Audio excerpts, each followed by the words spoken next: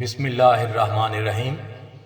سرفراز Chaudhry MS کا انداز میں رمضان کی اہمیت اور رمضان کے احکامات کے موضوع پر یہ مضمون لے کر آپ کے سامنے حاضر خدمت ہے اور پیش کرتا ہے پیار بھرا سلام۔ السلام علیکم۔ رمضان المبارک اسلامی تقویم کا نواں مہینہ ہے۔ قرآن و حدیث میں رمضان المبارک کو بہت اہمیت حاصل ہے اور رمضان المبارک ہی وہ بابرکت مہینہ ہے جس کا ذکر قرآن مجید میں آیا ہے۔ ارشاد ربانی ہے کہ رمضان کے مہینے میں قرآن مجید نازل کیا گیا۔ سورۃ البقرہ آیت نمبر 185 کا ترجمہ ہے یہ۔ اس مہینے میں ایک رات لیلۃ القدر ہے، ایسی آتی ہے جو 1000 راتوں سے افضل ہے۔ سورۃ القدر آیت نمبر 3۔ حضرت سلمان رضی اللہ تعالیٰ عنہ روایت کرتے ہیں کہ نبی کریم صلی اللہ علیہ وآلہ وسلم نے شعبان کی آخری تاریخ کو فرمایا کہ تمہارے اوپر ایک مہینہ آ رہا ہے جو بڑا اور مبارک مہینہ ہے، اس میں ایک رات ہے جو 1000 مہینوں سے بڑھ کر ہے۔ اللہ تعالیٰ نے اس ماہ کے روزے تم پر فرض فرمائے اور اس میں رات کے قیام کو ثواب کی چیز بنایا۔ جو شخص اس مہینہ میں کسی نیکی کے ساتھ اللہ کا قرب حاصل کرے وہ ایسا ہے جیسا غیر رمضان میں فرض ادا کیا، اور جو شخص کسی فرض کو ادا کرے وہ ایسے ہے جیسے غیر رمضان میں 70 فرض ادا کیے۔ یہ مہینہ لوگوں کے ساتھ غمخواری کرنے کا مہینہ ہے۔ اس مہینے میں مومن کا رزق بڑھا دیا جاتا ہے۔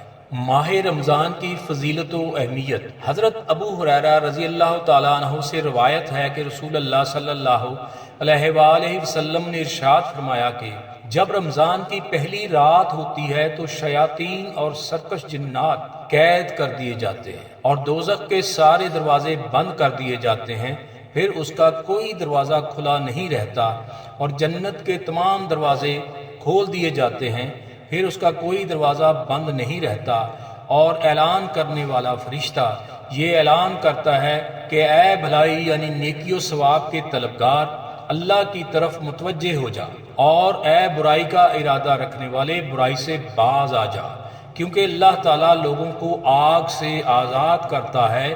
یعنی اللہ تعالیٰ اس ماہ مبارک کے وسیلے میں بہت لوگوں کو آگ سے آزاد کرتا ہے، اس لیے ہو سکتا ہے کہ تو بھی ان لوگوں میں شامل ہو جائے، اور یہ اعلان رمضان کی ہر رات میں کیا جاتا ہے۔ رمضان کی برکتوں کا اثر۔ حضرت ابو ہریرہ رضی اللہ تعالیٰ عنہ سے مروی ہے کہ حضرت صلی اللہ علیہ وآلہ وسلم نے ارشاد فرمایا جب رمضان کا مہینہ داخل ہوتا ہے تو آسمان کے دروازے، اور ایک روایت میں ہے جنت کے دروازے، اور ایک روایت میں ہے رحمت کے دروازے کھول دیے جاتے ہیں، اور جہنم کے دروازے بند کر دیے جاتے ہیں، اور شیطانوں کو زنجیریں پہنا دی جاتی ہیں۔ روزہ داروں کے لیے جنت کا خصوصی دروازہ۔ حضرت سہل بن سعد رضی اللہ تعالیٰ عنہ حضرت صلی اللہ علیہ وآلہ وسلم کا ارشاد گرامی نقل کرتے ہوئے فرماتے ہیں کہ جنت کے 8 دروازے ہیں، ان میں سے ایک دروازے کا نام ریان ہے جس میں سے صرف روزہ دار ہی داخل ہوں گے۔